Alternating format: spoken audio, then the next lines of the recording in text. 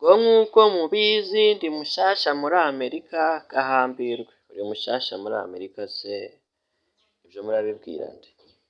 Umuntu bita ka kajwi rero mukomeje gukurikira ibyo byamenyekanye, biriya bintu ngo ni mushasha muri Amerika, ibyo rwose bla bla bla bla ni ibimureba nk'uko natwe turi bashyashya mu Rwanda, cyangwa se uri mushyashya i Karongi, nk'uko wagera Kirehe ukavuga ati njye ndi mushyashya Kirehe simbamenyereye, namwe rero nimugashukwe.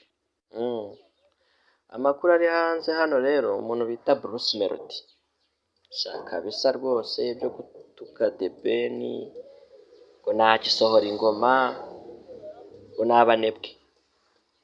Nanjye mbona ari umunebwe yisubiraho pe, akebo kajya uwamugarura, nawe ni umunebwe nk'abandi, ntazagire icyo yongera kuvuga, kuko nk'umuntu utari umunebwe rwose nka Chris Easy akomeje kudukoma, kandi injyana ze turazikunda.